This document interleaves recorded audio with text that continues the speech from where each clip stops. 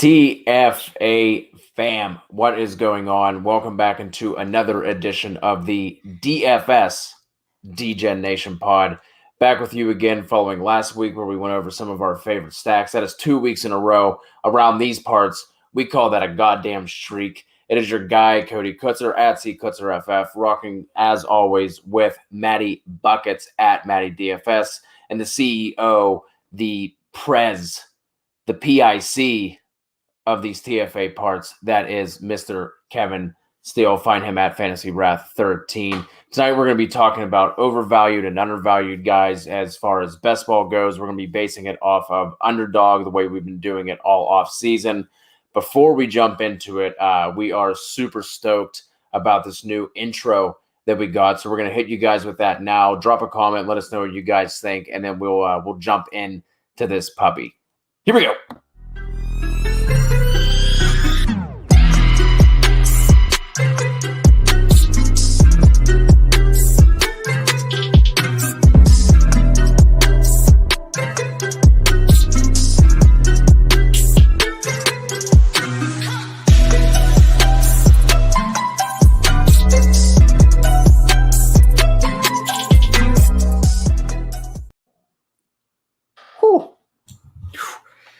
It's hot in here. 6 to midnight. Just went straight from 6 to midnight. I think we can just end the show there and just call it a success for the night. I think that's really good enough for me. I love it, man. I love it.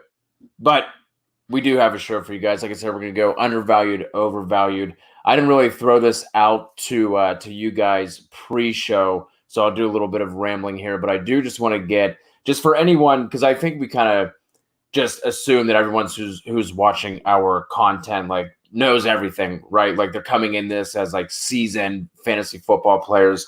So I do want to get, just some general thoughts on how you guys kind of approach this as far as undervalued and overvalued. Is it simply, guys you think are going to either under or outperform their current price, or how are you guys looking at this if you were to define undervalued and overvalued? I'd like to get your guys' thoughts on that.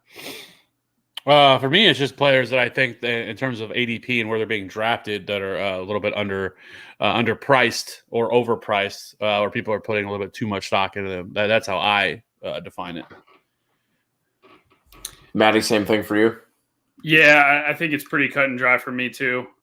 Maybe some undervalued guys who just have bigger ceilings than others based on the players that they're being drafted around. Maybe not necessarily ADP, but just the area of where they're being drafted, which we'll talk about a couple of guys who may be overvalued for the same reasons. So, yeah, it's pretty much ADP based, but I do kind of factor in the players that they're going around too.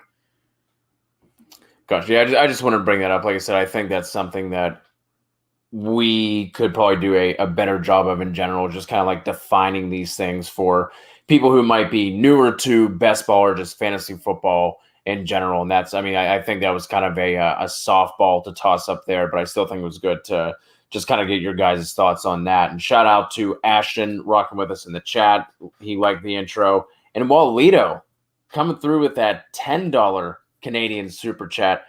Hey man, we appreciate it, man. That's going to allow us to put like 25 cents toward the intro we just paid for. So we appreciate you helping us chip away at that, Walito, that Canadian money coming in strong. Can we get does YouTube do emojis where you can have emojis next to people's name? Because we need to get a goat next to Walito's name. I think they have something. I think if you have if we were set up like a membership, I think people can get that kind of stuff. Just a goat just throwing puking out money would be what that's Walito. Yeah, that is Walito in a nutshell. Walito, you're the man. We appreciate you. But let's just dive right into this. Do you guys want to start with undervalued or overvalued? How do you want to roll on this one? Let's start with overvalued. All right, Matty, you're up. Who you got first for overvalued? I think that's the less fun one to talk about because, obviously there's going to be, a lot of reasons that people want to draft the guys that they're drafting up top. But for me, the overvalued starts at the running back position, and it's pretty much the entire running back scenario, like landscape that we have. Like, why are the first 30 picks off the board all running backs? It's just crazy to me that you can get like a Michael Thomas around ADP 30, who we will talk about on the undervalued as well. It completely shapes up if you're just taking running backs for the sake of taking running backs because they're flying off the board so fast. It just completely changes the outlook of your roster construction, as opposed to, if you're not just going to eat those RB 15 to RB 20 guys in that second round. You can load up on top tier wide receivers, and I think you're going to have a different roster construction and one that has a lot of upside. Because really, what's the gap between RB 20 and RB 40, right? Like, is it that significant to where you need to spend a second, third round draft capital on those guys, or is it closer of a gap to where maybe you can take a Michael Thomas up top and then draft like a Mike Davis or somebody like that in like later rounds. And so that's where looking at the ADPs, I was like, okay, running back. It's like a bobblehead going down the thing. It's like all running backs. And there are certain running backs too that you can make a case for that are being overdrafted. And I may catch some flack for this one, but at what point is Derrick Henry going to start slowing down? I talked about this on our last show. The Tennessee Titans offense is one that I'm concerned about with, some certain pieces parting ways and going different directions in the offseason. I just don't think that offense is going to be as efficient as it has been. And teams are just going to load up. And yes, I know teams have loaded up and tried to stop Derrick Henry in the past, and it hasn't really worked because he's a beast. But he's 27 years old. He's going on his 6th year in the league. He's got over 1,000 carries in the league. And he just smashed last year. But at some point, we've seen this with every running back, right? Unless his name's Frank Gore. At some point, he's going to start falling off a cliff just due to the sheer volume and pounding that he takes on a weekly basis. So I do have concerns, especially for a guy who doesn't, catch passes. So going at the 4th overall pick, I'd rather just take a guy like Kamara. Kamara, however you, I think it's like Kamara. So give me somebody like that instead, who's going to be more involved in the pass game and still has that high touchdown equity. But yeah, there's concerns for me at the running back position as a whole. You are speaking our language whenever you're talking about wanting to fade Derrick Henry. Kevin and I have gotten a little bit of slack for that in the YouTube comments whenever we do our rankings videos, but that he was the first name I put down. He's the first one that jumps off the page to me. I don't want to dive too far into it since you just kind of laid it out pretty well, but basically with him is you have to assume that some amount of rushing regression is coming. Like, he literally had a historic season last year. And I know Kev has touched on this a little bit, but even with him having that 2,000-yard season, he wasn't even RB1 in standard leagues. He was RB3 in both standard and PPR leagues from weeks 1 to 16. And let's say that he even regresses back to, let's say, 1,500 yards and 16 touchdowns, which, by the way, is what he had in 2019, and he was RB7 then. Like, that's still a bonkers season, and he's, he didn't pay off that top five draft price. So Derrick Henry was one for me as well. Kev, what say you?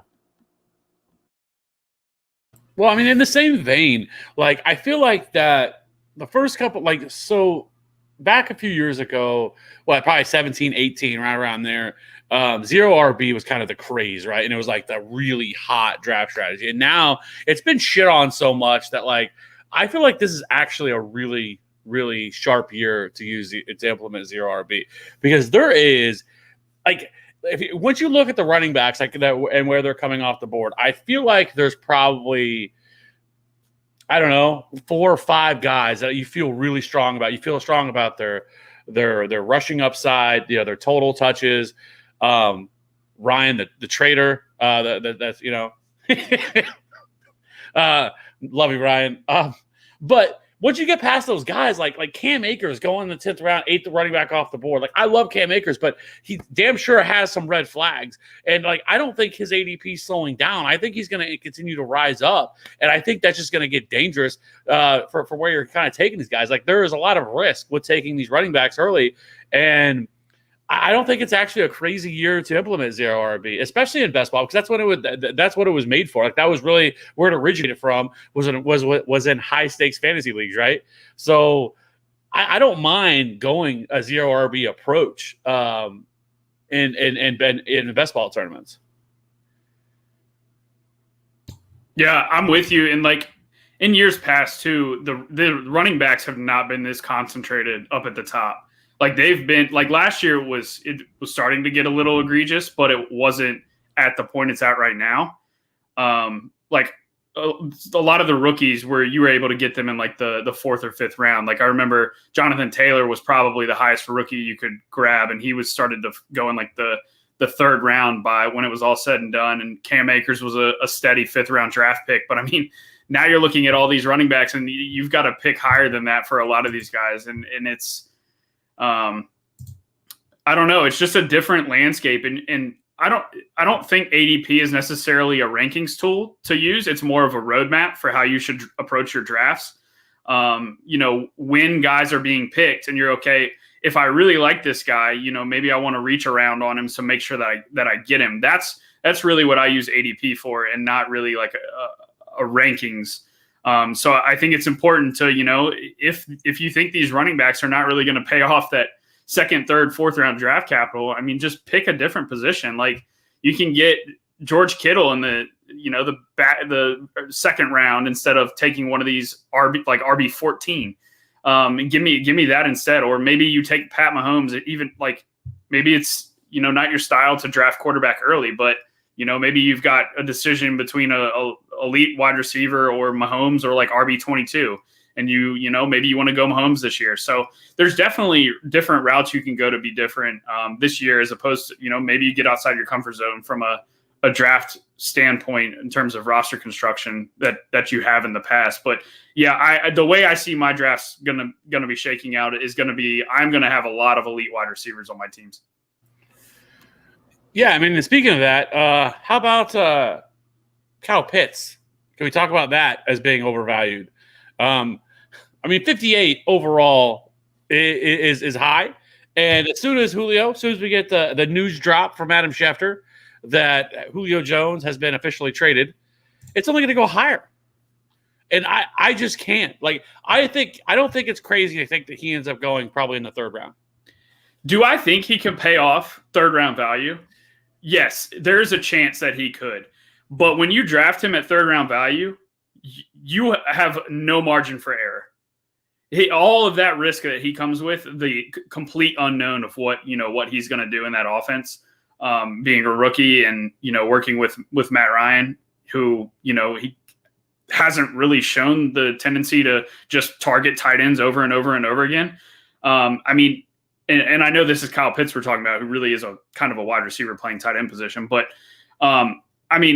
it goes back to risk tolerance, right? Like, all of the unknown and the risk that you're taking at the 3rd pick, there is no margin for error with that. If he was being drafted in like the 7th round, 8th round, I'd say go for it. He does have like 3rd round upside. But I mean, when he's being drafted at his upside, it's just an easy fade for me. I totally agree, and that's the problem. Like, I love Kyle Pitts. It's like, it sounds like I don't like Kyle Pitts when I say it, because I absolutely love Kyle Pitts. I would love to get hands on, but I know there's no way I'm going to get any shot at him this year, because he's just going ridiculously high across all formats. I mean, Dynasty, you look at Dynasty, he's going high. You look at Redraft, he's going high. Best Ball, he's going high. Like, the train's not slowing down on Kyle Pitts. And let's say he has a great year, and let's say he gets you 800 receiving yards, 50 receptions, 800 yards, and 6 touchdowns. Great year for a rookie tight end, right? Terrible at where you're going to be taking them, and all the players that you're foregoing to do that, And so I think he can have a really, really strong year. But taking him in the 3rd round, he's got to give you 1,000 yards minimum, right? That's exactly what you'd be expecting to get out of Darren Waller or George Kittle, right? That's what you're drafting those guys there for. the chances of him hitting that, I feel like is slim. Yeah, I agree. I won't have much Kyle Pitts, and especially in best ball. And I kind of have similar sentiment with Jamar Chase too. Like, I love Chase, dude's a baller. And the Bengals are going to pass a ton, but just where he's going, I think he's the highest Bengal receiver being drafted right now. And if you're stacking him with Burrow, then that's a completely different story. But we're just talking about individual players as one-offs here. There's just a lot more wide receivers in that range that I feel way more comfortable taking. Like, you've got Adam Thielen behind him, Tyler Lockett, Cooper Kupp, Kenny Golladay, Deontay Johnson, his teammate T. Higgins, Aiyuk. Like, all of those guys feel like more like safer bets with similar upside to Chase, and they're being drafted behind him. So that was another guy on my overvalued list. I'm curious what you guys think about Chase. I kind of see it because like he's going like wide receiver 22-ish, somewhere right around there. And at the end of the fourth. Yeah, that's also pretty fucking high for a rookie wide receiver, right? Rookie wide receivers have a little bit better track history. Can you have a Justin Jefferson type here? That's kind of what you'd be hoping for there. But I feel like this is a little bit different situation because you have T. Higgins there, you have Tyler Boyd there. And while I do think the targets are going to be there, like, I think you're also probably drafting him a little bit at his ceiling there as well. So for me, like, I probably couldn't miss that. It would be harder for me to talk myself into that, especially when I feel like you can get Devontae Smith, who's going a little bit later than that, who I feel like has a more clear, as a clearer path to targets on an offense that, is probably still going to have to throw the ball a lot. Yeah, I had Chase as wide receiver 22, I think, Kev, whenever we did our ranking show, and you thought that was, maybe a little high, and now he's already being drafted above that. I think he's going like wide receiver 20 area, and all it's going to take is a couple blurbs to come out, with Burrow's locking on to Jamar, and he's gonna go up even higher. I don't think he goes up that much higher, maybe beginning of the fourth versus end of the fourth, but I could see him climbing. While we are on the topics of wide receiver, I have one that I'm not sure how it's going to be received, but I think DK Metcalf is a little overvalued here at the end of the second at 24.5. I think his ADP is. I'm more or less just concerned of the volume that's going to end up going around for Seattle.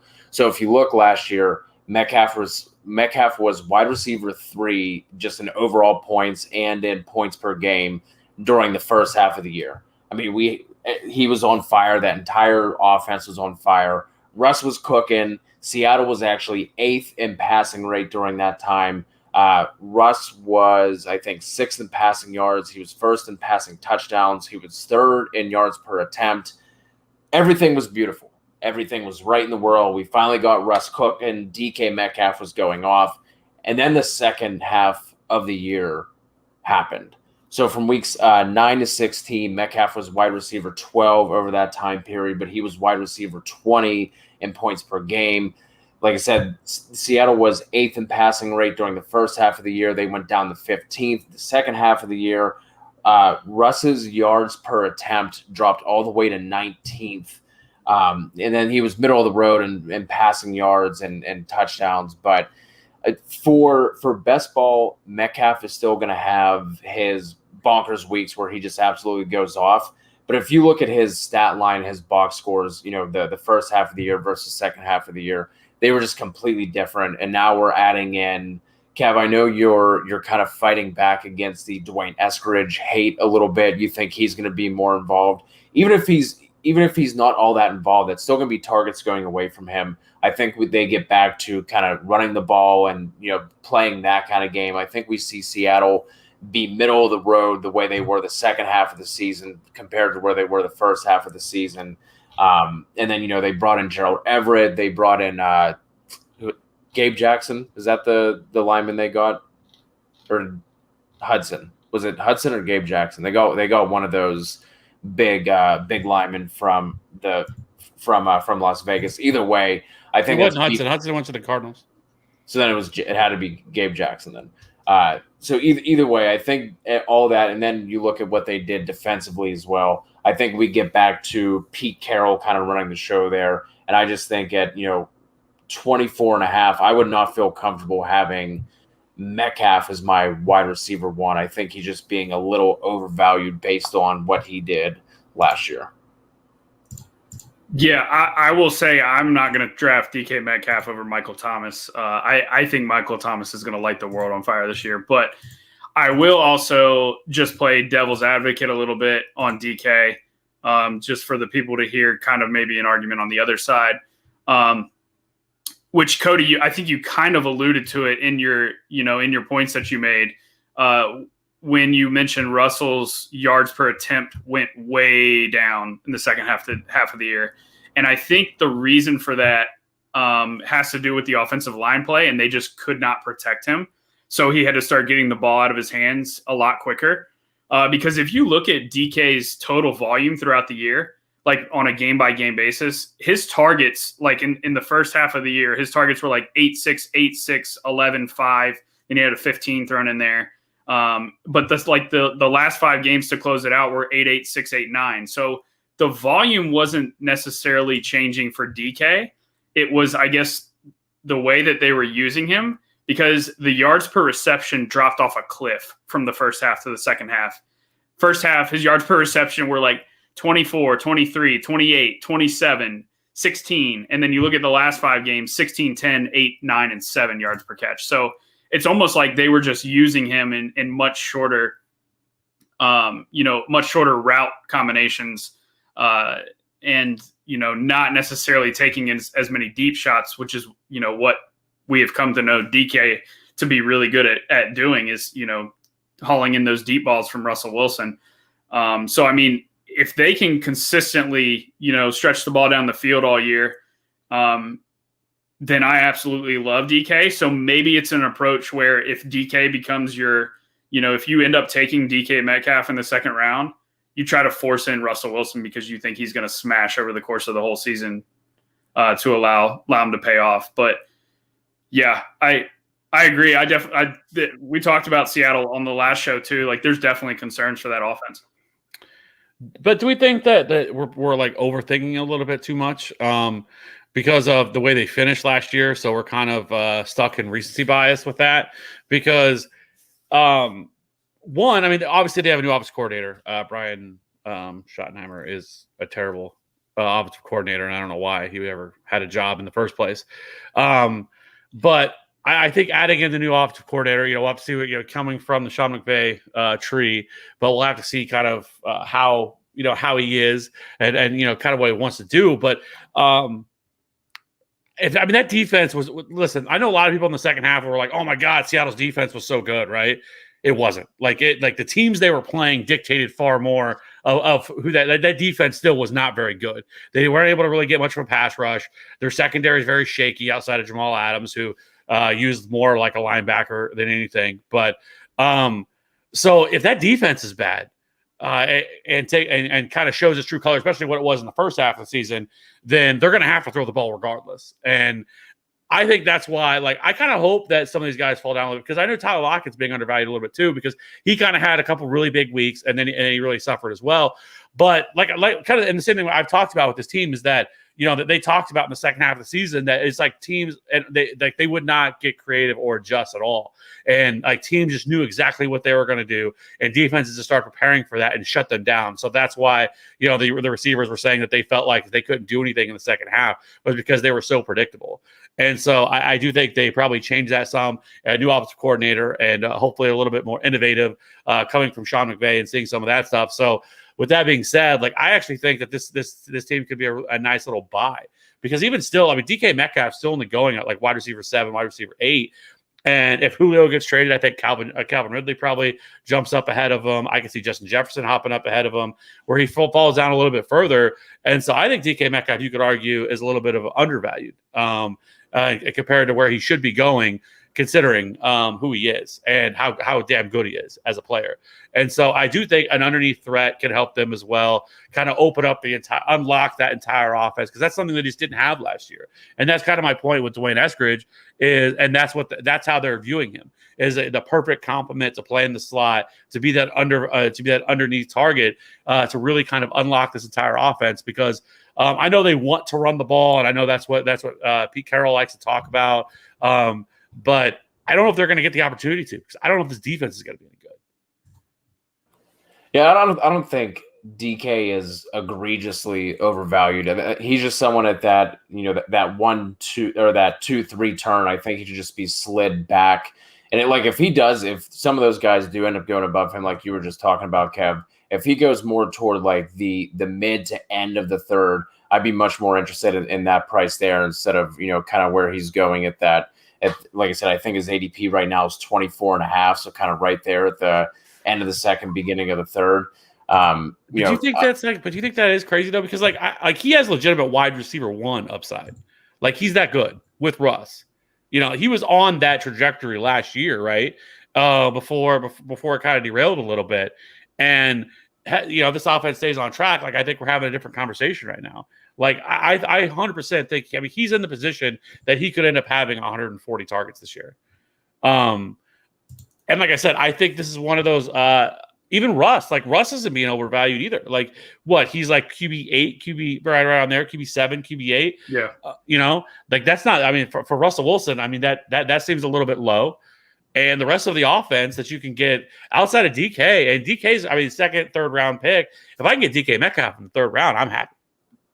Yeah. And he did see 129 targets last year. So he saw, a significant amount of targets. Yeah, Matty, like you were saying, like the volume wasn't the issue. I don't see his targets going up from the efficiency just dropped off a cliff. I just think Pete's gonna Pete is kind of what I think is gonna happen. It wasn't there a lot of the talk of why Schottenheimer got canned is because Schotty kept wanting to pass the ball a little bit, and Pete wanted to be more balanced. I think Pete is one of those coaches who, even if he doesn't have the defense to do it, even if he doesn't have the line to do it, he's going to be a stubborn ass old man in the cloth of Mike Zimmer, and he's going to want to do that no matter what the game script calls for, unless unless they're down 2+ scores. I just see Pete kind of being one of those guys who's going to want to get back to chewing the fucking gum on the sideline with bent over, just staring at the offensive and defensive lines. And he's the reason that the fire extinguisher was brought out, and he put out the let Russ cook movement. And I think he's just going to be he's going to want to be a little bit more balanced. Like I said, Eskridge coming in, if he's going to be the complement, that means he's taking targets away. I just don't see DK getting more than the 129, 130 than he had last year. Well, two things. One, Pete Carroll and his fucking New Balances can get the fuck out of town, because I'm so tired of Pete Carroll. I do not. Me too, but he's still there. That man is living off of the Super Bowl that Russell Wilson that provided for him, because he's a terrible coach. Like, he's not good. But and two, I will say this: not that Waldron, the offensive coordinator for Seattle, who they added this year, is Sean McVay, but if he runs somewhat of a similar system and can have a similar success. If you look at the Rams, they've been middle of the road pretty much the entire time Sean McVay's there in terms of balance, pass to run ratio. They're right about the middle, but they've had 3 top 10 passing seasons and 3 top 10 rushing seasons in terms of yardage. So, if we can get some of that creativity that hopefully that rubbed off on him from Sean McVay, and maybe not be like the Matt Nagy of this tree, kind of like with Andy Reid, but we'll see. So I hope, because I am sick and tired of seeing Russell Wilson not be allowed to be Russell Wilson. Yeah, I agree. Like I said, I don't think he's egregiously overvalued, but I would want him to slide back in the third a little bit instead of going at the top of that 2-3 turn. Like I said, do you guys have any other overvalued guys you wanted to touch on before we move to undervalued?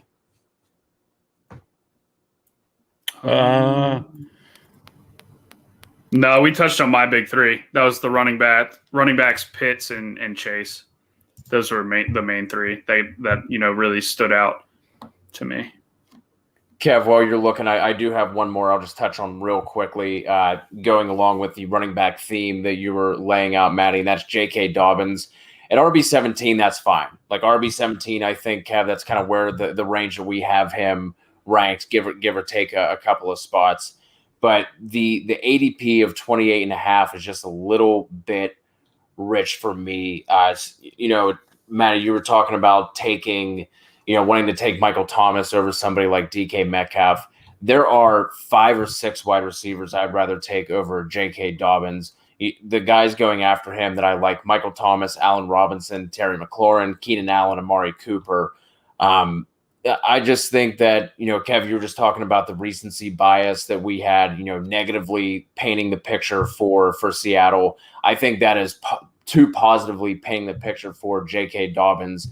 He was RB31 on the season. Even if you look at the second half, he was RB21. He was RB26 in fantasy points per game. And then if you take that and even bring it down a little bit further to the point where he was, kind of starting to pick up a lot of steam and burst onto the scene at the end of the season from weeks 13 to 16. I'm not going to count 17 because, one, outside of DFS, we're not playing week 17. But that's whenever he went off against that woeful, dreadful Bengals team for 160 yards and 2 touchdowns. But if you look at weeks 13 to 16, when he was doing well, I think he had a touchdown in every single game. I think he had 3 games over 70 yards rushing, something like that. He was only RB16, so he wasn't even necessarily killing it. And then in the playoffs, we saw how that went for that entire offense. He didn't have a good showing in the playoffs either. So I think, between Gus Edwards still being there, Lamar Jackson's going to take away carries from him. Baltimore and Lamar Jackson just does not target the running back position. This isn't an indictment on Dobbins' talent level. I think if he were in another system where he could see targets, he would be going probably higher than where he is right now, to be honest. I just don't see him, like I said, there's just those other wide receivers I'd rather take in that range. So J.K. Dobbins just a little overvalued for my taste. Kev, undervalued. Well, yeah, I mean, I think the first guy that really stood out to me when I was kind of, taking a look at this, digging into this, was Deontay Johnson. I was surprised that he's going at wide receiver 25, 57th overall, late 5th round, almost a 6th round pick. And for a player who had 144 targets last year, that seems kind of ridiculous to me. Only 14 games, 14.8 fantasy points per game. He was 15th in yards after the catch. He ended up with 88 receptions for 924 and 7 touchdowns. I get that he's tied to Ben Roethlisberger, and not a lot of people are excited about Big Ben this year and this offense. But I still think he is going to be the target leader in this offense, even if that does come down. I think you can still probably reasonably expect 120 to 130 targets for him this year. And I just think that he's being undervalued. I think he's a better player than I think he's the best wide receiver on that team. I think he's better than Chase Claypool. He's better than Juju Smith-Schuster. And I mean, there was just some missed opportunities as well last year. He went to that little funk where he was dropping passes. But even if you take out he had a couple of games as well where he barely played because he got hurt in the beginning. I mean, he was on pace for probably 170 targets last year. And I think he's far more explosive. I think he can be utilized a little bit more as a downfield threat as well. I think if this offense can become a little bit more creative, maybe use, if the running game can get going, and, if, now having Najee, having some semblance of a running game, allowing to use the play action and stuff like that to really kind of put teams on, I think can really open up this offense a little bit more. Because if you really remember in the first half of the year, we weren't down on the Steelers offense. The Steelers offense was playing very well. And it was an offensive target. Now, in the second half of the season, whenever they started to fall apart, is again, it's another one of these situations where I feel like recency bias is coming into play. But Deontay, I will take him all day at wide receiver 25, almost a 6th round pick. I will take that all day for a player who I think has 130 to 140, if not even more. Because I do think that they're not going to throw the ball as much. They're not going to be number 2 in pass attempts this year unless things really go awry. I don't think that's going to happen. But I still think that he's going to be the leader in targets on this team. Yeah, I like that. I like that price for him. The volume definitely is going to be there. I don't think we see that, like Kev, like you were just mentioning. They're not going to be second in pass attempts. They're like that. That's why they went out and got Najee. There's no way that they do that again unless the defense just completely falls apart and they don't have any other choice. But I think we see a heavy dose of Najee early and often. Matty, who do you have for your first undervalued? I mentioned him, so we'll start with him. Michael Thomas. I think he's going to compete for overall wide receiver 1 this year, and he's not being drafted as such. He's currently 3, 4, 5, 6, 7, 8, 9. He's currently wide receiver 9 in ADP, which seems kind of egregious to me. But he was second in the NFL in target share last year, behind only Devontae Adams. And we, know the Aaron Rodgers concerns with Adams right now. So, that Thomas could very easily take over that number 1 spot this year. And I feel like, even without Drew Brees there, I feel like when you get these lesser skilled quarterbacks, they more so pepper the better wide receivers because that's what they're comfortable doing. Like when you have a guy like Drew Brees, he's okay with just taking what the defense gives him because he knows he can make any throw on the field. And he's just going to hit whoever's open. Whereas, maybe Taysom Hill, we saw Taysom Hill just pepper Michael Thomas with targets when he was in last year. And we know Jameis Winston would do the exact same.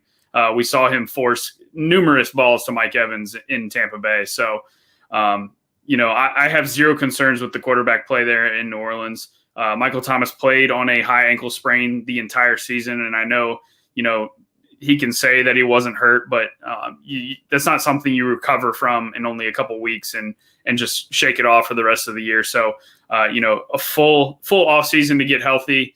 I think he contends for the number 1 spot, and he is not being drafted as such. So he is my first undervalued target. How the mighty have fallen with Michael Thomas. I think there's just concerns with the quarterback play, and then also just the absurd catch rate that Michael Thomas had with Drew Brees. That's kind of because I know Kev and I kind of have Michael Thomas a little lower in our overall wide receiver rankings as well. But at the price you're getting him, I'm more than willing to take him at that wide receiver 9, 3rd round ADP that he has. Do you think this offense though as a whole is undervalued? Yeah, I mean, outside of Kamara, who's really there's no one else that's going highly. I mean, because Jameis is going like what, wide receiver 25, 26, and I think some of that's because of the uncertainty of not knowing who's going to be the starter, obviously. But I feel pretty good that it's going to be Jameis. But like I think there's going to be another guy who emerges that is nobody's taking right now. It could be Traquan Smith. But I also think it could be somebody like a Marquez Callaway who, flashed a little bit last year, undrafted guy. But like, I feel like there's taking shots at this New Orleans offense, I think is the way to go. And I just feel like this entire offense in general, outside of Kamara, is just being undervalued right now. And I think it's because of the uncertainty at quarterback. But if you can hit it right, like I think this could end up being, I know we're not talking about stacks, but like in terms of just being undervalued, like I feel like this entire offense is being undervalued, and there could be a lot of fantasy goodness coming from this team. Yeah, definitely. I mean, they lost Jared Cook too at tight end, so you got Troutman there, who's a value tight end.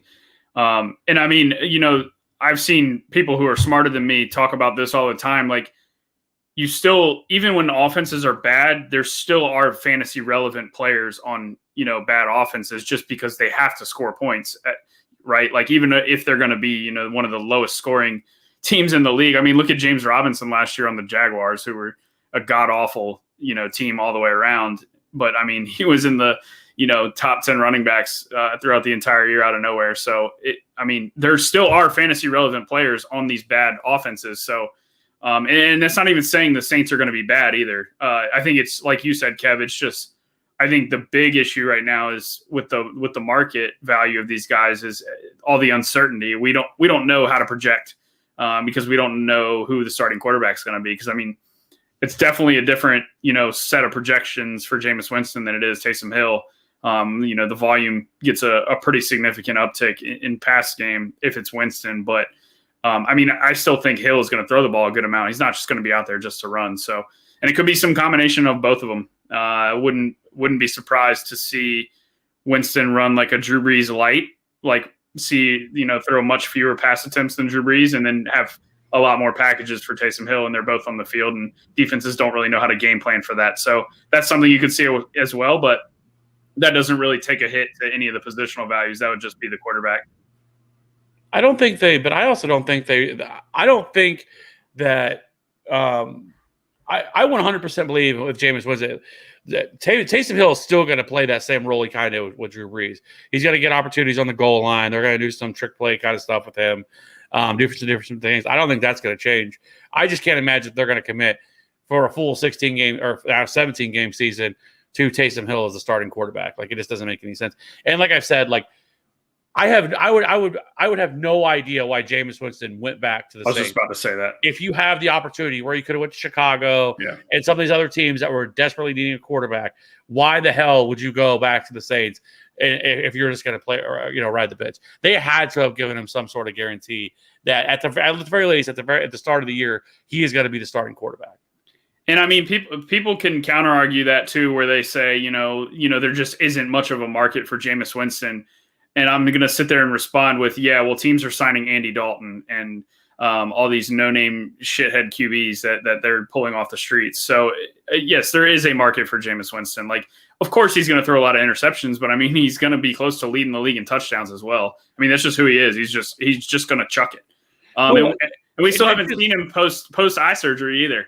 That's now, what I was maybe he can read defenses now. Yeah, and I don't know how much of a factor that had to do with it, right? Like, who knows if his vision was fucking terrible, and like it was reported, who knows? Maybe it does make a difference. It's been a while since we've seen him for a full season. Learning under Drew Brees and Sean Payton in this offense, getting a little bit of humble. I think could really pay off. So I think Jameis Winston, we know his ceiling. He can be a top 5 quarterback this year, which we've already seen it when he did it. He did it when he threw 30 interceptions in a season. So yeah, I don't know. Yeah. The only thing I can think of when we're talking about players fixing their eyes and having hopes that it's going to lead to better production is shout out to Steelers Limas Swede, 2nd round pick, who he was dealing with some drop issues, and I guess he found out he had like astigmatism in both eyes, and everyone's like, oh man, no wonder why he wasn't catching. He's going to be awesome. Dude just fucking busted out of the league. So that's immediately what I think of when people start talking about, like, oh, man, he's fixing his eyes, man. It's going to be so much better. But just to quickly break up the wide receiver talk, and, I know we spent a lot of time talking about running backs being overvalued. I still have one I'm going to pound the table for that is undervalued, even though his ADP is starting to creep up. It wasn't the beginning of the third not too long ago. Now over on Underdog, I think it's sitting at 21.7, and that is Clyde Edwards-Helaire, RB15. I'm going to pound the table for him, and it feels like it's cheating. Like, it doesn't seem like this can be someone who I'm like planting my flag on or a hashtag nuts on the table take. Like, it doesn't seem like I should be able to use this one, but he's just continually being undervalued. We've talked about this guy a bunch, but I think my first nuts on the table take is that he's 5 of running backs. And you look at the offensive line just being completely rebuilt, going from a middle to, back half of an offensive line than it was last year, especially when you add in all the injuries, the good doctor out there fighting the coronavirus for us Americans, and then just, not being a great line to begin with, completely revamped.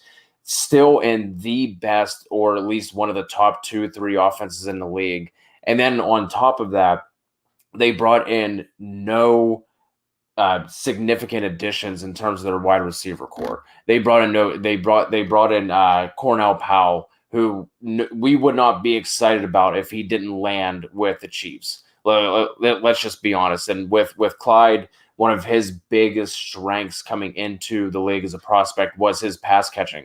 So I think, last year, Kevin and I were, screaming and yelling at everybody who would listen to us that was not the year to take Clyde Edwards-Helaire as high as he was going. But I think this is the year to take him where he was going last year. And I'd be completely fine with taking him at like the 1-2 turn, to be completely honest. I think he's being undervalued as far as running backs go. Like I said, RB15, there's no way that he doesn't pay that off. You know, I know they brought in Jerick McKinnon. I know Daryl's still there, but they might take some touches away. They're not going to take his pass catching away. Maybe some goal line opportunities. We saw that, you know, he was not the greatest when they were trying to slam him in to that Texans defensive line at the, you know, I think the first game of the season last year. So maybe he doesn't get all of the touches from, you know, the 5-yard line and in, but he's going to have plenty of opportunity. And I think he's going to be the guy that we want. Like I said, top 5 running back for me this year. Well, I mean, you know, I don't have to say too much. But I like Clyde.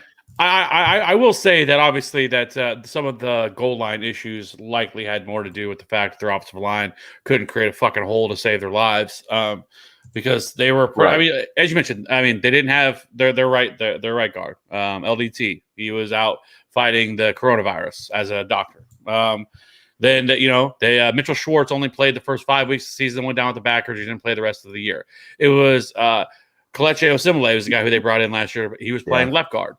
He got hurt like the 3rd or 4th game of the season. So he was gone. And so it was a terrible offensive line. And so, like, now the Chiefs arguably have a top 5 offensive line now in the league. And that's scary, considering how good this offense is. And now you have one of the best, you know, one of the better offensive lines in all the league with this offense. So, yes. And they didn't, and you're right, they didn't add anybody. Now, could the Chiefs do something stupid again and add like a Todd Gurley off the street? Yeah, it's possible. But don't care. Yeah. You know, he was just visiting the Lions because, you know, the Lions just need 1,000 running backs like the Texans. They're just, you know, bringing in all the washed up talent. But no, I like Clyde Edwards-Helaire a ton, and I do think that, like, this is now the time to buy Clyde Edwards-Helaire, where last year he was going as a top 5 running back, which is ridiculous.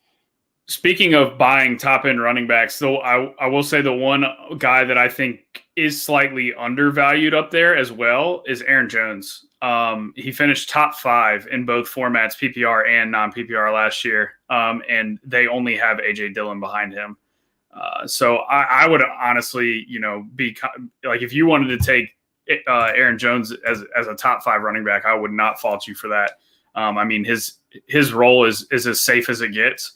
And sure, Dillon could steal some goal line carries from him, but I mean, he still has that, you know, he can score from anywhere on the field, kind of upside, and has the pass game usage, and hasn't really seen, you know, a ton of volume to where, you know, the point where, like Derrick Henry, you know, Derrick Henry gets 35 carries a game, whereas Jones, you know, he touches the ball, you know, 20 to 22 times a game, but he's not, you know, getting tackled every single time like Henry is. So Aaron Jones would be my pick up there in that range as well.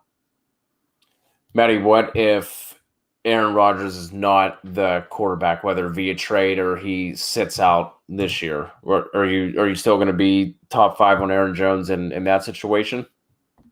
So I am on the team that running back targets are a quarterback stat that more so than, you know, a scheme thing. So I haven't looked really into Jordan Love's college production and, you know, how far down the field or how many running back targets or, you know, target share went to that position. But that is definitely something I would look at because, you know, a lot of Aaron Jones' value does come from catching passes. But Jamal Williams isn't there anymore. So, you know, he really is the only guy there to do that. I mean, they drafted Kylan Hill in the 7th round, and we know 7th round running backs don't really get too much love, despite how much love the dynasty industry wants him to be loved. So, yeah, it's just, you know, what's on that roster. I mean, it's similar to James Robinson, right? Like, the Jaguars offense was awful, but he was the guy. And so he just kept churning out fantasy production. So, yeah, I think I would still be on Aaron Jones. I may not take him, you know, top 5. You know, I would probably still have Henry and Jonathan Taylor and Zeke and Cam Akers over him in that, if that was the situation. But I mean, right now I would consider Aaron Jones as the 5th running back off the board behind Kamara, Barkley, Dalvin, and McCaffrey. 100% agree. That's why I have him ranked. I have him as a top 5 running back right now in seasonal formats. Kev, who you got next? Well, how about I'm going back to this this year. I was on it last year, and I'm not leaving. I'm not fucking leaving. Marquise Brown? Nope. Going with a little bit of DJ Chark DJ Chark do. I hope Derrick's watching right now because he just loves that song. You should send him that video of that song being played. What about the trap? The trap version slaps. Okay, have you heard the trap version of that song? It really gets after it. But listen, DJ Chark last year did not have the year that we thought he was going to have. Okay, but now with Trevor Lawrence, the quarterback god, the best quarterback we've ever seen, the best quarterback prospect ever. In Jacksonville, this is a completely different team right now, or this completely different quarterback. If you look at him last year, only had 94 targets, played in 13 games, but he was still 5th among all wide receivers in deep targets, 19th in air yards. There's a lot to like here with DJ Chark, and you can get him as wide receiver 31 off the board, and I think he has top 15 to 20 upside in this offense. Jacksonville's offense, our defense is still going to be absolutely terrible, and so I just think DJ Chark is in a terrific spot to really bounce back big time this year, and people are a little bit too low on him. So I love me some DJ Chark. I think that's the definition of a post-hype sleeper because there was a lot of love for him going into drafts last year. I like that call. I have a wide receiver who is going in that same range, Kev, and that is Brandon Aiyuk, who's going wide receiver 27 currently.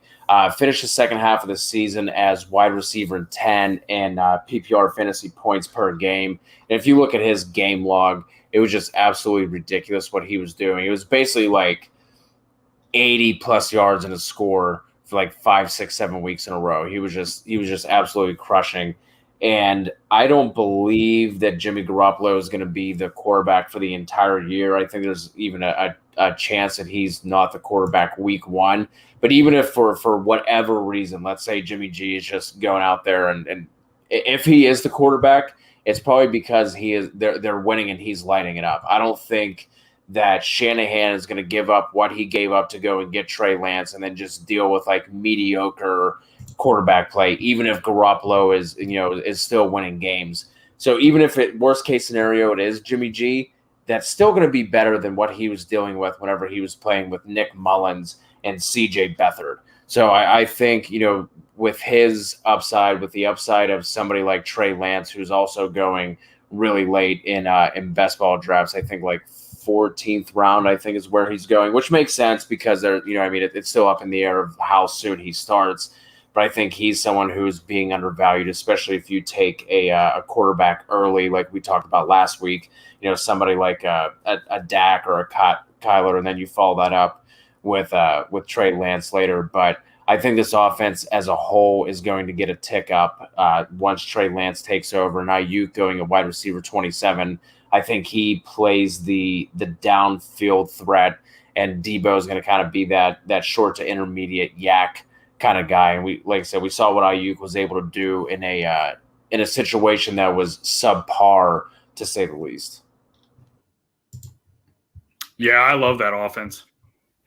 Yeah, and Brandon Aiyuk last year was like printing money in DFS. Yeah. He was cheap. He's a monster. And just every week just crushed. So, yeah. I'm surprised he's not going higher than what he is. Well, it's because the running backs make all the wide receivers slide down the board. Yeah, that is true. So it was 6 for 115 week 7, 8 for 91 in a score, 7 for 75 in a score, 5 for 95 in a score, 10 for 119, and then week 15 against Dallas, 9 for 73 in a score, and then his last game of the year only had 2 targets and went 1 for 15. But that was just the absolute tear that he was on from week 7 on. Oh, I remember. He's a beast. Made people money. I like the 49ers all around. I mean, they're all just yards after catch monsters, that entire offense. Kittle, Debo, Aiyuk can do it. Their running backs can do it. So here's a quarterback that I think is being a little bit undervalued, and I think it's Daniel Jones, especially in best ball formats.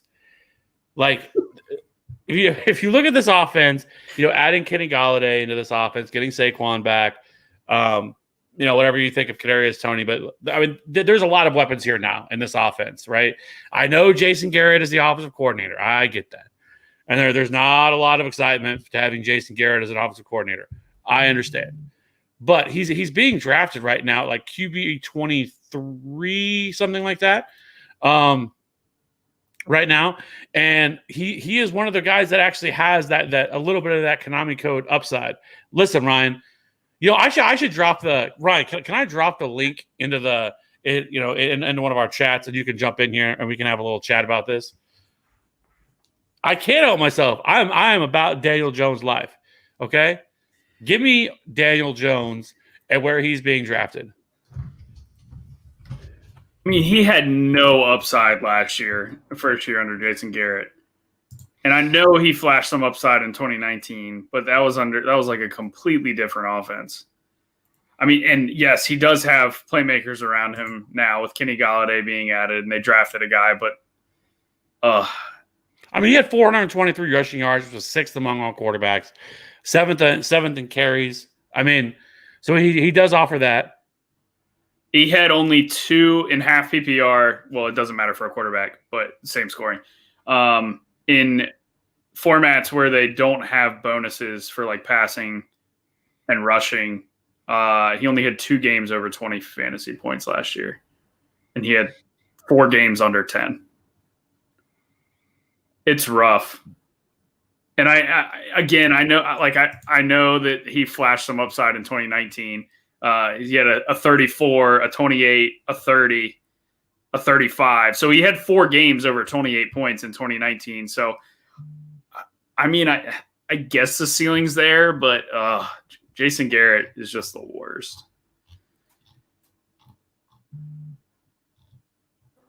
Don't hate. I don't know what we're hating on Daniel Jones for, okay? This is Daniel Jones' breakout season.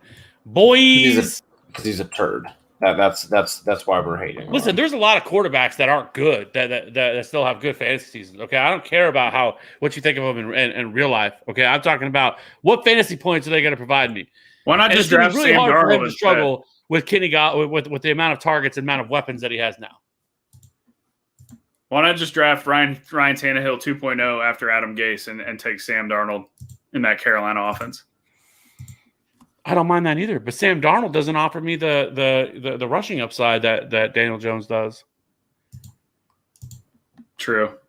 Unrelated, but has there been any updates on Deshaun Watson? Because he's below all these guys. He is absolutely free right now. Yeah, I know. I just saw that. Like what? It sounds like, I mean, because it doesn't sound like that this is going to get solved anytime soon. I think they said they may not even go to court until 2022, and so. If it does that, I think they have to put him on the exempt list. Can you really let him play? I don't know the answer to that. I wish I did.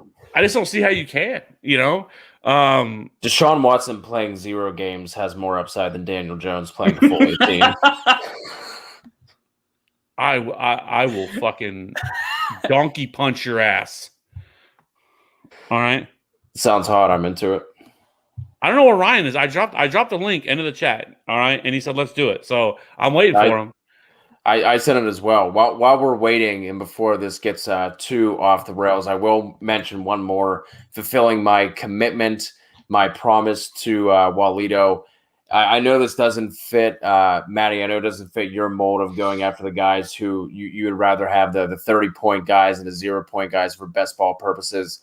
But Amon-Ra St. Brown, completely undervalued where he's going. His ADP is 169.9. And yes, I counted all these guys because I couldn't figure out a way to find just the numbers on Underdog. Wide receiver 72 for Amon-Ra St. Brown. He is going into an offense, as far as the wide receivers go, that features Brashad fucking Perriman and Tyrell goddamn Williams. He walks in, he is day one, the best complete wide receiver that they have.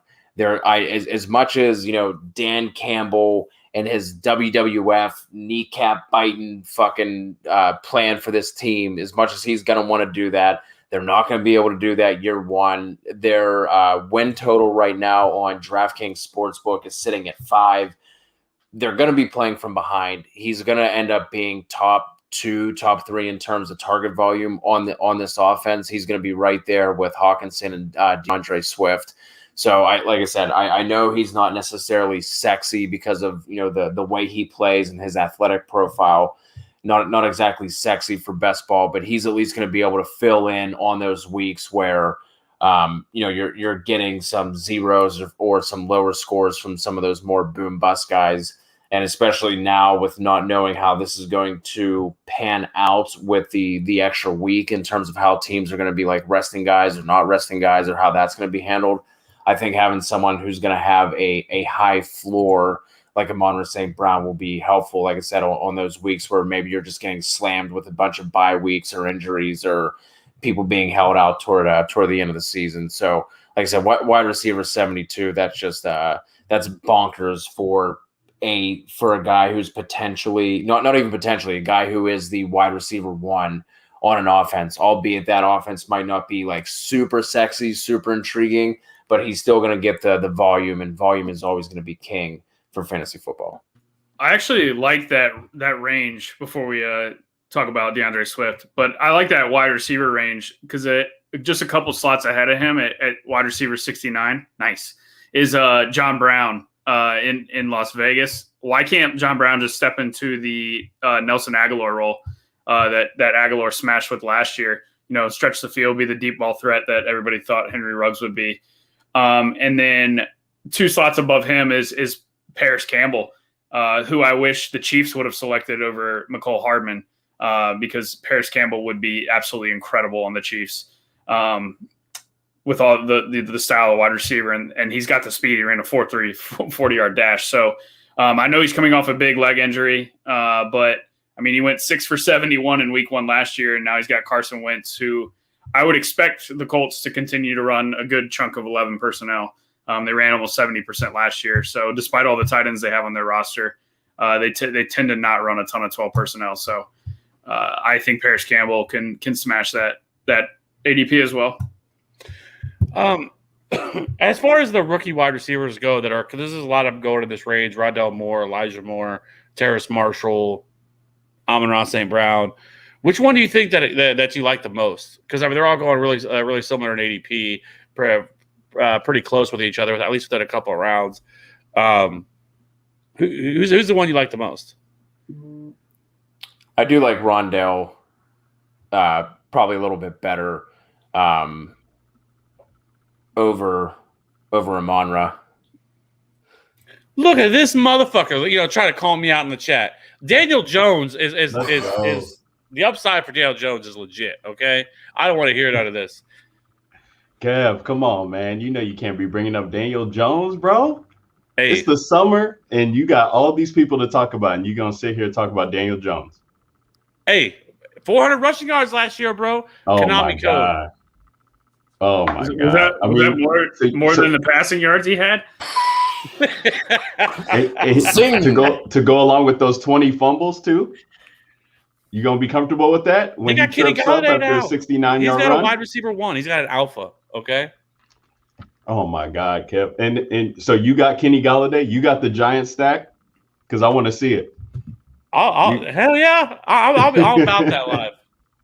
Lord have mercy. You had the opportunity to talk about Aaron Rodgers being undervalued. You got Matty going there on soliloquies about Aaron Jones just playing the violin, tossing it up for you. And then you have to go and talk about Daniel God Jones. Don't make sense. Listen, okay. Hey. Yeah, you got me. I was sitting up here just, tuning in. I'm watching, Luka do his thing against the Clippers, just a little basketball on a Wednesday night. And I'm like, did I hear this correctly? Is this dude talking about Danny Dimes in June? You kidding me? Let's go, Kev. Listen, okay? Tell me what other quarterback in that range, not named Carson Wentz, that you'd rather have. Sam Darnold. I mean, dude. Yeah. Look, I mean, have you these underdogs, dude? You can get Aaron Rodgers in double-digit rounds. I mean, I know that we're talking about Daniel Dimes being, 16, 17, probably in that range, maybe even a last-round pick, depending on the league you're in. But like, if you're gonna wait on quarterback, then just take one of those guys. Take Fitzpatrick, dude. This Washington offense is gonna be something explosive. I feel like with Turner bringing in Curtis Samuel back as a weapon and things like that. We know what Fitzpatrick does. And Daniel Dimes, dude, I mean, it's just going to be so difficult to trust this Giants offense. I mean, forget about Jason Garrett, but like, what has he done to show us anything that he's going to, finish with upside? If he had more rushing ability, or if they let him run more, then I would be okay with that, because we'll be talking about something completely different. But just on the passing capability, like, Kenny ain't gonna do it all, man. Kenny ain't gonna do it all, and I don't know about Kadarius at all. I'm curious to see what the kids got, but come on, man. Daniel Dimes in June, we reaching. All the fumbles and interceptions that Danny Dimes is going to have is going to outweigh any of the Konami code that he has. True. I like Cody. We talked about it last week. I like Tua 20 spots ahead of that. Ahead of Danny Jones. Oh yeah, the Dolphins offense is going to be nice. So nice. Yeah, no, you guys have been hitting on him. I mean, that was it's just Kev being Kev. I know he got to go contrarian to the core. But no, I mean, there's just so many other offenses. I think, and Matty, you talked about it a little bit with the bad offenses. You still find some fantasy goodness there. I mean, I'd be willing to take somebody on the Giants not named Daniel Jones. You're going to get Saquon early, but some of these other guys, I don't even know, like, if we can trust Evan Ingram at this point, talking about tight ends and who you could get late, like it's just a recipe for disaster with all these mouths to feed for him, and him not being able to get the ball to these guys. If he was going to crush, it would have been last year. He should have crushed last year because he had all the opportunity in the world, and there wasn't anybody on that team. Right. Well, I know, but now they're going to without Saquon being there, right? So now that Saquon's back, what's his target share, so to speak, going to be? Like, how are they going to utilize him in the backfield coming off of that injury? But I got to imagine that he's still going to be, Christian McCaffrey-esque as far as involvement in that offense. That's why you just draft Daniel Jones and get all the points through him. You just get all the Giants points through Danny Dimes. Okay. Hey, so Kev, if you're drafting Danny, like, so when you like, what is making you comfortable to get to a point to draft Danny? Like, he's your third quarterback, and you have two that you're unsure about, or you're good with having? He is a target that I will go after if Carson Wentz, because I do think Carson Wentz is going to start moving up. Right, he is 100% going to start moving up draft boards as we get more and more information and everything starts coming out that how well he's playing and how well he looks. Carson Wentz is going to move from this quarterback 22, probably get much more into the quarterback 15 type range, right? So he's going to be out of this conversation. And so I don't mind, like, I don't hate Sam Darnold either, and I can see the argument for Sam Darnold as well. But with Daniel Jones, I think having a full complement of weapons, an actual wide receiver one, getting Saquon back, they're gonna have all these weapons for him. If he can't do it this year, because if you're talking about Sam Darnold, like, Sam Darnold's never done anything in his career either. Like, I get it that what that offense was able to do, what that system was able to do, and it provided Teddy Bridgewater his best year, last year with the Panthers, right? So we expect them to do the same thing with Sam Darnold. But Sam Darnold's never done anything in his career either, right? And so, like, it's a similar situation in terms of that. The Daniel Jones has all his weapons, right? I love it. Walito coming in hot. Get him, Walito. I'm just saying, right? Yeah. And the same thing's going to happen once we find out that Jameis Winston is going to be the starter. He is going to fly past him as well.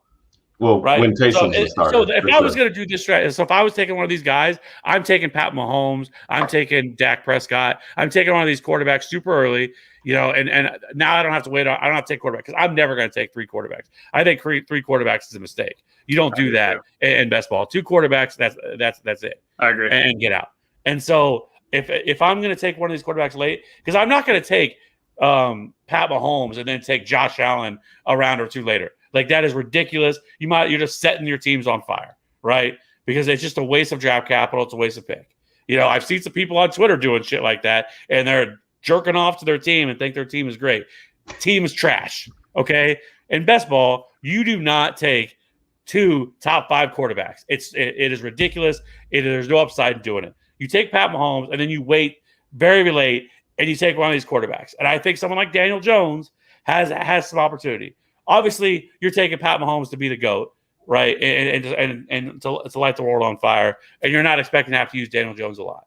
But I do like that the rest of the pieces here in this offense aren't expensive. You can take Sterling Shepard late if you'd like, as kind of a cheap stack, contrarian stack. And if this offense could take a step forward with all the weapons that they've added, this is the year to do it. If Daniel Jones can't do it now, he's never going to do it. We can say the same thing about Sam Darnold. We can talk about how great Sam Darnold can be in this offense, but Sam Darnold also has never done anything in his career either. I mean, the man was seeing ghosts against the Patriots a couple years ago, right? So we want to joke about Daniel Jones. It's the same situation for these 2 quarterbacks. So I don't mind taking a shot on a quarterback like Daniel Jones super late in the draft and taking some of these secondary pieces on this offense. You're better suited just to get those pieces, Kev.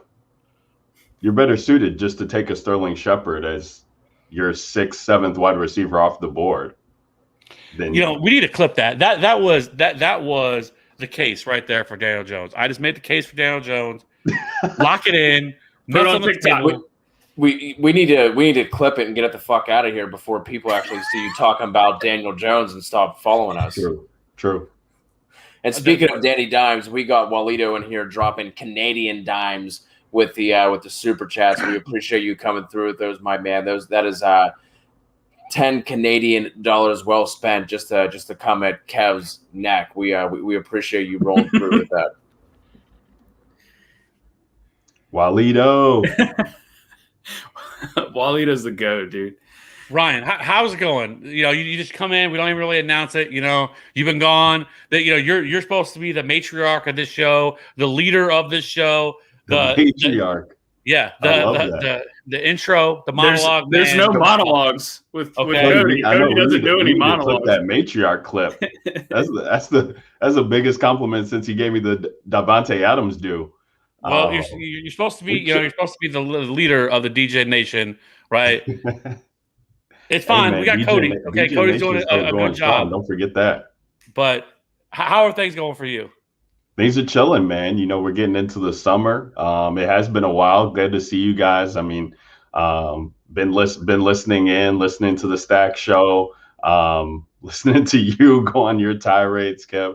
It's all in good fun. So, yeah, man, just trying to get stuff geared up for the season. I mean, we're almost 100 days away from kickoff, which is crazy. So I'm just excited to get back in gear. Sick of talking about, what is to become of it. I mean, I can't wait for these guys to report to camp. We just went through a whole year without these guys going through camp, without any preseason, DFS. So it's going to be a lit year this year. So that's good, man. And I'm just hoping that, the future wifey doesn't kill me over everything that I'm doing related to sports right now. But weddings in 3 weeks from Thursday. Nice. What kind of content can we expect from you as the season gets here? 'Cause I know I want to consume that.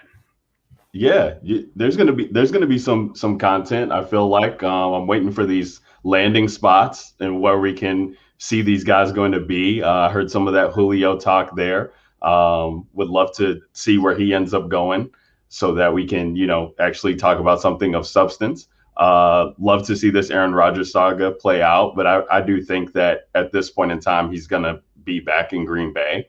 It's just hard to see him go anywhere else at this current juncture.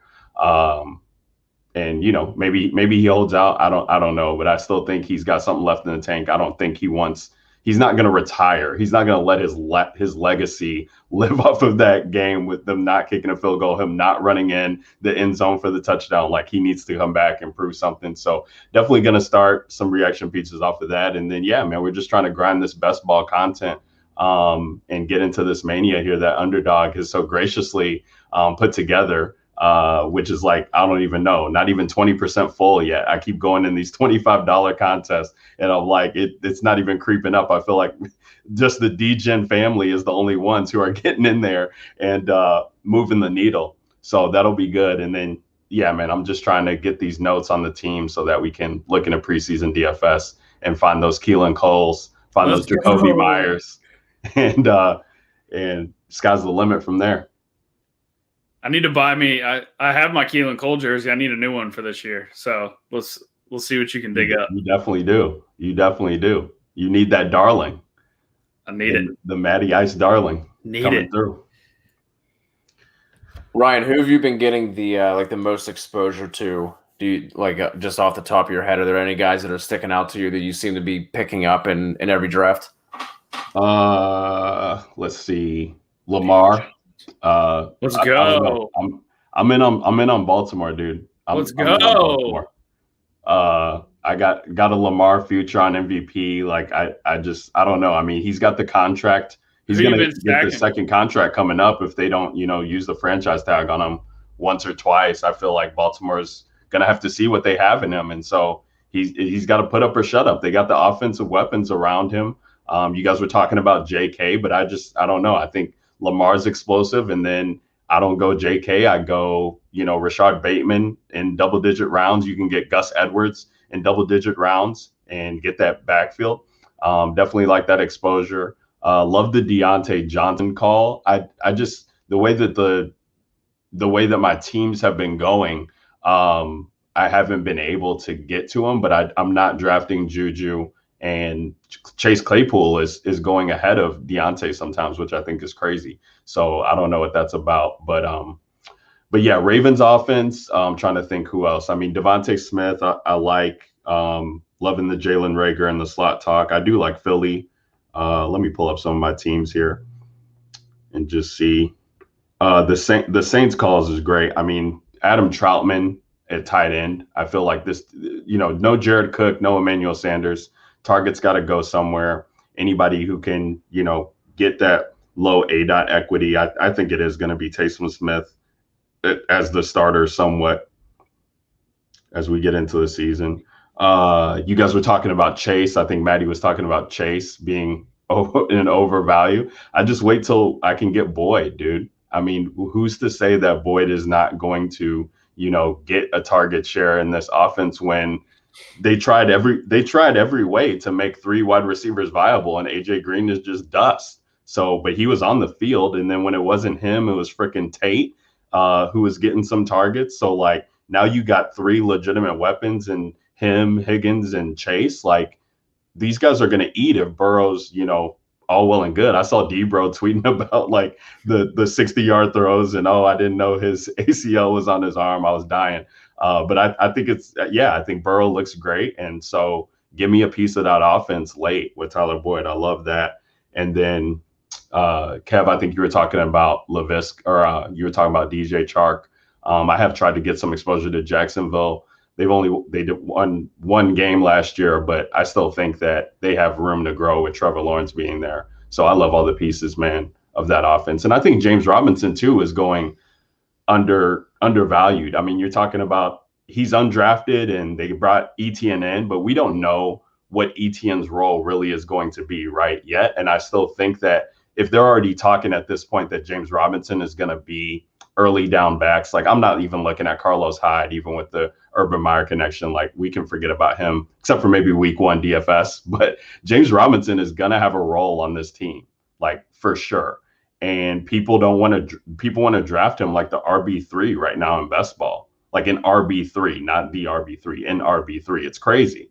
And so like if I already have two stud running backs at the beginning, if you're drafting early on in drafts, a top 5 pick, like you can get James Robinson in the 8th or 9th round sometimes. That's just wild to me. To think about who's going in that range at running backs, like Chase Edmonds and Mike Davis, those guys, they're already off the board. So you're looking at like Tony Pollard going in that same range as James Robinson. It's like this dude will be on the field. So yeah, I like that. I like getting exposure to Saints, Ravens, Jacksonville. And then of course we talked about Indy way early on. So we still got to go with Indy. Paris Campbell, bounce back season. Let's go. Yes, sir. Michael, I think we could have brought up ETN as someone who is overvalued currently. I think he's going like the end of the 4th. Like I think that was another running back name we could have brought up, because he's for him to pay that off, he's going to have to eat into the James Robinson carries a lot more than I think what he's going to. I think people view. I think there's a possibility that Urban Meyer really is an idiot and thinks that Travis Etienne is like what, because if you remember, I mean, what he said after they drafted him is they really wanted Kadarius Toney. They were mad that they couldn't get Kadarius Toney, so they took Travis Etienne. That's why they took Travis Etienne. And then they went on after talk about that as Percy Harvin and all these same guys they want to use in this type of role. Like, and I think everybody's like, he's not that stupid. That's not really what he's going to do. But it seems like that's what he's going to do. And so until we get other information, Tebow too. Yeah, and it's like, and maybe that is what he really is right now, and that's really what he's going to be, is more of just a gadget guy. They don't view him as a traditional running back, and he's not going to sit here and take over this backfield and be the every down bucker, which then makes James Robinson a tremendous value, right? Like because he's just going to continue to fall down. He's not going to start coming up unless something crazy happens. I don't think he's going to come up that much, and so James Robinson very well could be an undervalued target, because he very well could be the lead back of this offense, who is, he's not somebody you're going to want to take. Obviously, you never feel comfortable taking the first 3 or 4 rounds, but all that's being baked out of it now, right? If he can give you 5 or 6 usable weeks, 7 weeks, somewhere in that range, you're thrilled at where you're able to get him, and he could provide more. Because James Robinson, in my eyes, is a good running back, right? And so I think he has gone a little bit too far down. And I think he could end up being somebody that we kind of look back on and like, oh, okay, for at least for year one, we got a little too underweight on him. Yeah, I mean, people were moving James Robinson in Dynasty, for peanuts. I felt like, just because of ETN being there, or on the off chance that Jacksonville drafted a running back, and it's like, this dude could still, have value. I mean, he had one of the best. It's like, where do we stop and like not try and overthink shit as, analysts, quote unquote, like in the industry? Like, I think never. He had the best season of an undrafted running back ever in the history. And that's a detriment to him. Why? Like, why is that a detriment? Because he was undrafted, and so he's the first one to do that. And it's like, okay, well, now we got that best season out of him. He can't ever do that again. Why? Like, maybe the dude's just good, and the NFL just missed on him. Like, I mean, if you remember too, he's also only under a 3-year contract, right? And so next year is actually his contract year. And so because he was an undrafted free agent, it's not like he was signed to this long extension or this long deal. So he's in the second year of that deal. Next year will be the last year of that deal. And so for him, like, if he ever wants another contract, like, I mean, he has to produce this year. So, I think people are just expecting that James Robinson is going to fall flat on his face. Travis Etienne is going to take over, and he's going to be the lead back the rest of the year. James Robinson is going to be an afterthought. I don't think that's going to be the case. I think James Robinson is good enough to hold off Travis Etienne, maintain that role as the early down back, and still have some pass catching upside. Travis Etienne is definitely going to eat into that for sure. And that's some of the stuff that's going to come off there. But you're no longer taking James Robinson. You're not taking him in the 3rd round, the 4th round. I mean, if you can get him in the 6th, the 7th, I mean, that's really solid value for him. Oh yeah. What are you guys doing with the Patriots offense?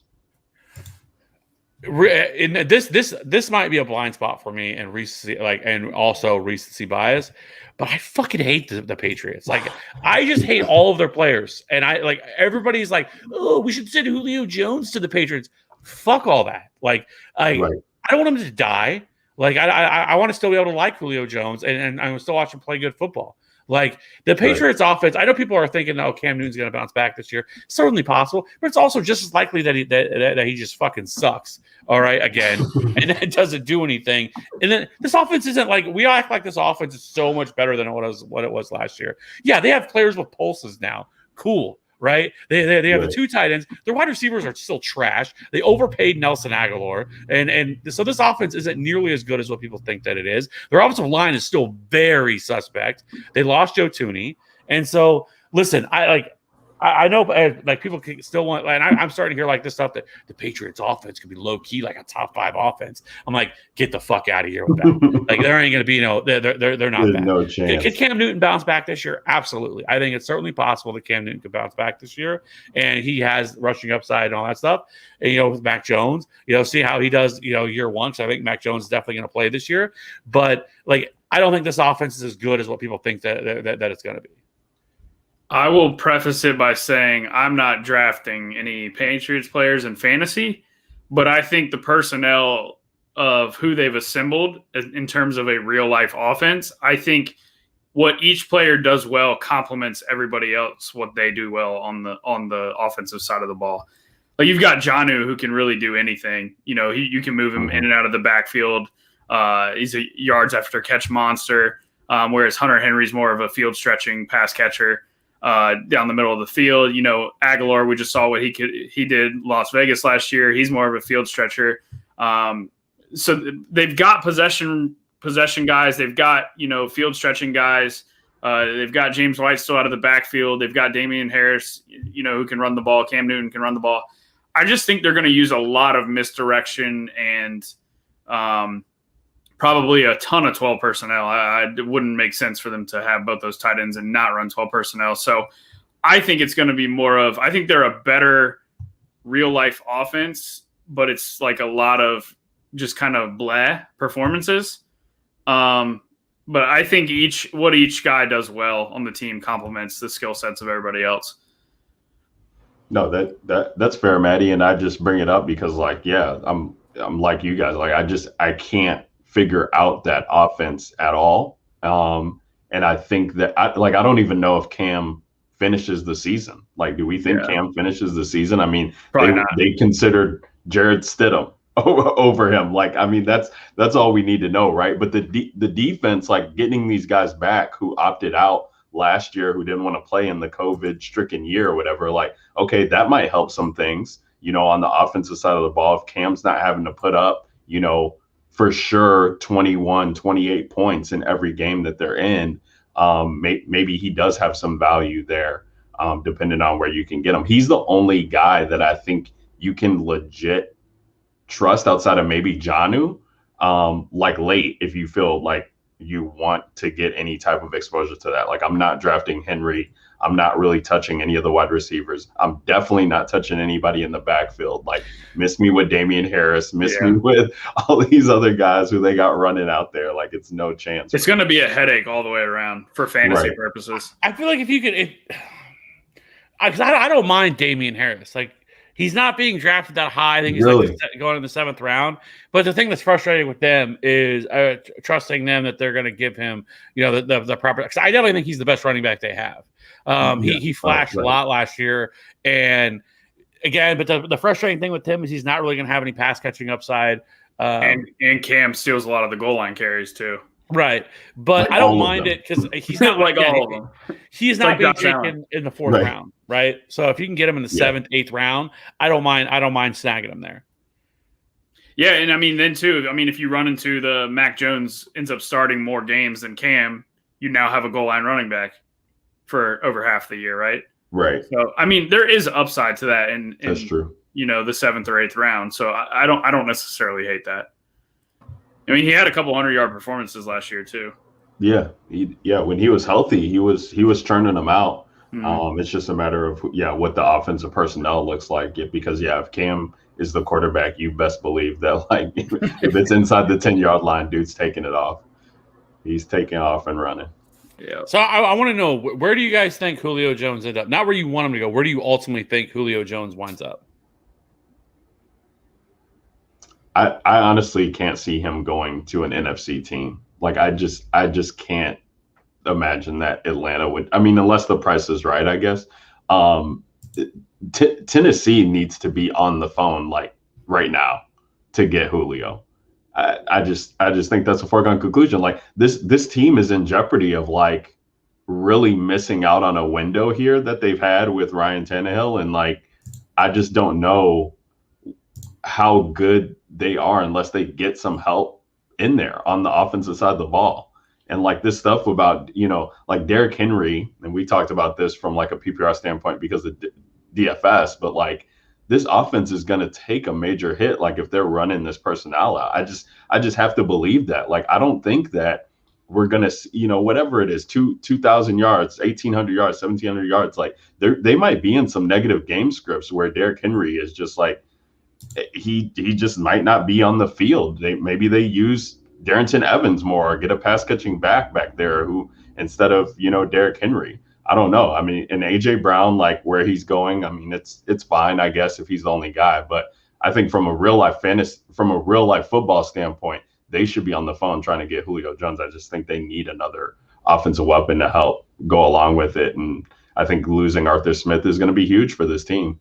So I think Tennessee needs to be on the phone to get him.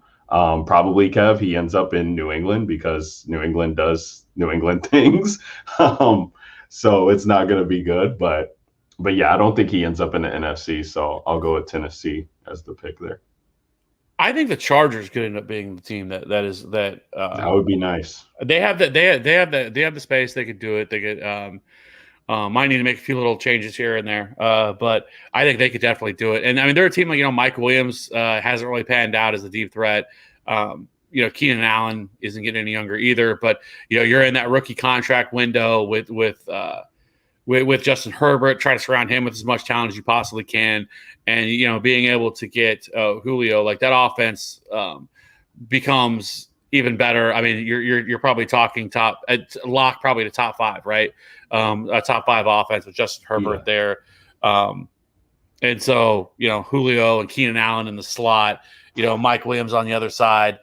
Those Chiefs games would be lit, bro. Yeah. Dude, you're talking remember the Rams and Chiefs game a few years ago? Yeah. And so I think Chargers is a definite real landing spot for them. And I don't know if but it really would be a very Pete Carroll thing if the Seahawks traded for Julio. But they're like, no, homie, we're still not passing the ball. 25, 30 rush attempts a game. Okay, that's how it's going to be. We're going to give these guys five targets a game. I don't know, but because I think because they moved up, right? Aren't or at least yesterday, Seattle was like 1 or 2 in terms of the Vegas betting odds. Really? To land them, yeah. Man, them reports, dude. Those reports will do it. Well, speaking of betting odds on landing Julio, my squad has jumped up to the second in odds on landing him. That's the Rams, which is interesting because yesterday because it came out the Rams were out on him. Yeah, for now, dude. I'm telling you, there's one organization that don't give a damn about draft capital and saving picks and the salary cap, and it's the Rams. I mean, that Jalen Ramsey trade, they just brought in Stafford. Like, their Super Bowl window is right now. Right. And there is, if you're going to replace Van Jefferson with Julio Jones and go for a Super Bowl, now's the time to do it. So that would be my pick. You say what?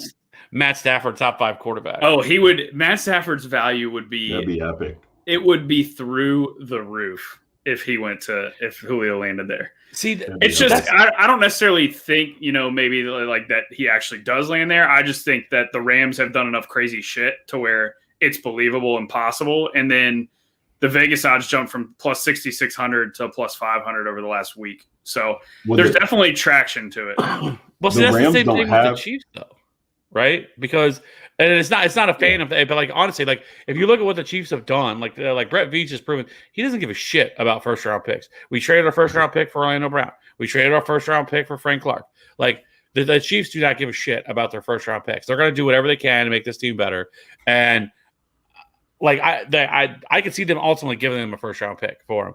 I think I'm curious as why it's taking this long. I think there might be something else going on that maybe a team's trying to create space for him or something like that to be able to make it work, because I just can't imagine it's taken this long past, it's not like these teams haven't been talking pre-June 1st, Right. And so now it's here and it still hasn't happened yet. I know they're probably trying to, raise his capital a little bit, but I tend to believe there's probably a team out there that's already said, I'll give you a first-round pick. Because if you're a team like the Chiefs, or the Rams, I guess, for that matter, who feel like my pick is going to be 28, 29, 30, 31, you don't give a shit about your first-round pick. It's right. Basically, a second-round pick. So why do you care about your first? Like, people tend to, especially fans, tend to overvalue their picks, right? We can't give away our first-round pick for a 33-year-old wide receiver. Like, shut the fuck up. Like, how many, especially picks in that range? I can't tell you. Busts. I can't tell you how many articles I read on that when the Dallas gave up a first-rounder for Amari.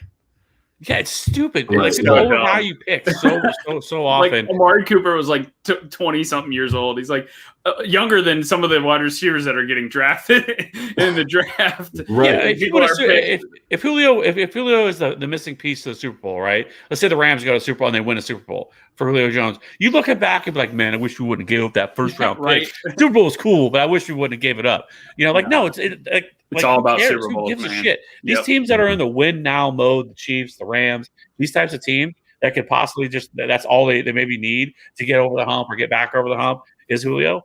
Like, fuck it. Like, here's a third round pick. We've seen dynasties are literally impossible to assemble unless you have Tom Brady on your team. Even the Patriots couldn't three-peat. They won 3 in 4 years. And then that Seattle team that everybody was saying, was going to be the next dynasty, Legion of Boom, blah, blah, blah. What they win? They won 2 Super Bowls. They won one Super Bowl. Yeah. So, like, dynasties are just not a thing. And you just need to play. When you have a Super Bowl roster, a Super Bowl capable roster of winning the Super Bowl, you just go for it. And screw the next 3 years. Who cares? If you can win a Super Bowl, you do it. No, the Chiefs are well within play. I feel like. I mean, that is. I mean, if Mahomes has any say, which I think he does, granted the money he's making, like, bring Julio in, let's run it and let's make it happen, because that's a great fit. And then Atlanta, they don't got to see him. He's in the AFC. They don't care about that. The Rams, though, they don't have a first round pick until 24, right?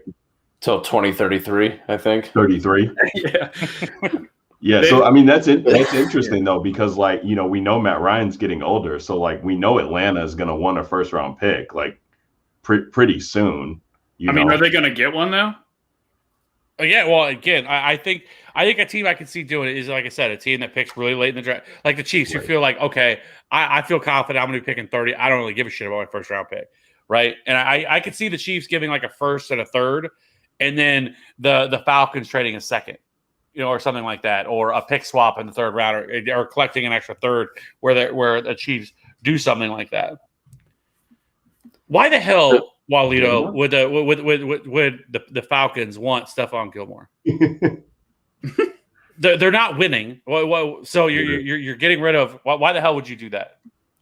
So, real quick, I know the cap is basically a mirage. We saw what teams like KC did, but the teams right now that wouldn't have to do anything to their cap space, who could afford the $15 million cap hit that Julio comes with, Washington, Indy, San Fran. I mean, Detroit's not going to do it. Cincy, New England, Chargers, Cleveland Browns would be super interesting.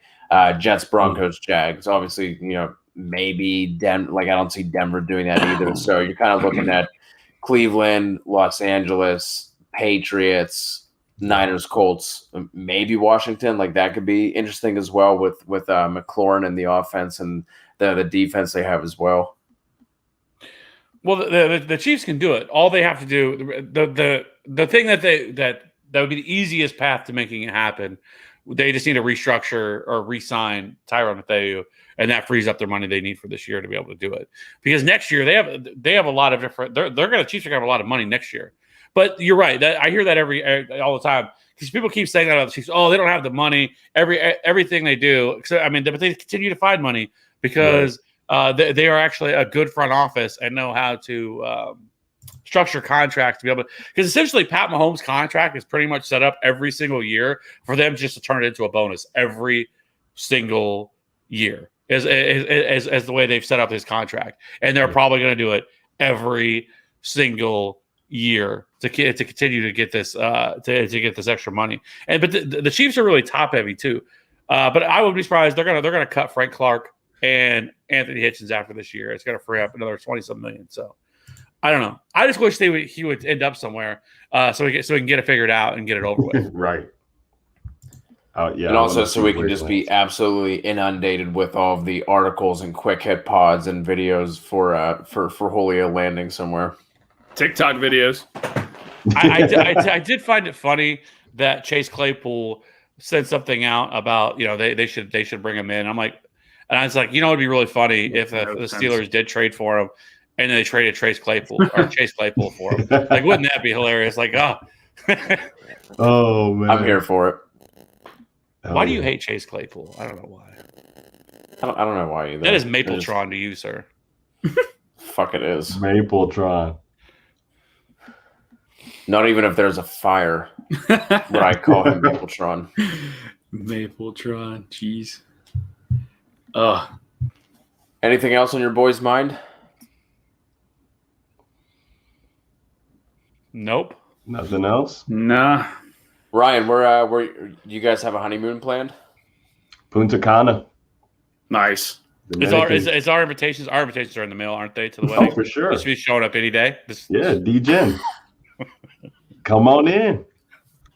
I was gonna say I expect you guys to just show up like wedding crashers. Oh, that would be good. Send me the link. I'll drop in for sure. It's gonna be lit, man. It's gonna be lit. Yeah, that'll be sick. I had to get it in before the season. That's smart. That's smart planning. For sure. Not like Robbie Jeffries getting married draft weekend. Oh, no. No, that's rookie mistake right there. That marriage he was on auto draft or what? Wedding's just doomed. Marriage is doomed. Sorry, Robbie. Sorry, Alex. Your future is already written.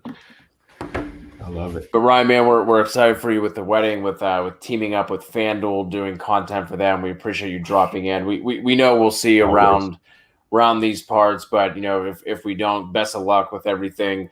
Trying to fill the shoes that you have left. I know there's some monologues I got to get in. I'm always trying to drop Matty buckets. I'm doing my best, man. But there's some big shoes to fill with you heading over to FanDuel. That you got it right there. I mean, you tell Kev his takes are awful and that you won't do rankings, and that's first step. Matty Ice, Matty Buckets, I have the rankings part down. So far I have 2 of the 3. Perfect. That's all there is to it. And then the monologues, and you'll get on that easily. It's all fun, man. No, I appreciate you sending the link in, Kev. I heard that Danny Dimes, and I was like, what? I mean, the tool time on your ass had to come on here real quick. Well, hey. I fully expect, and I'm fully planning that you better be here week 1, sit in that chair, ready to go. If you can't, I understand, but DJ, it would just be, just more reason for me to hate FanDuel. So I know I know you work for them, but there's more reason for me to be like, fuck you, FanDuel. I love it. It's always good to chop it up. No, we definitely got to keep the DJ Nation family alive. Walido, I see you in the chat. No, it's gonna be a fun year, man. We gotta get this money, bro. You know what it's about. We talked about doing that TFA trip. That's what it's about. We gotta pull that together. Yes, sir. Beach life. We'll do the banana boat reenactment.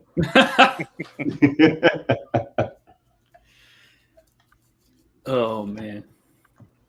Well, guys, I think that is going to wrap it up. Appreciate all of you as always. Appreciate you, Ryan, Matty, Kev, Until next time, make sure you are subscribed, and we'll talk to all of you guys very soon.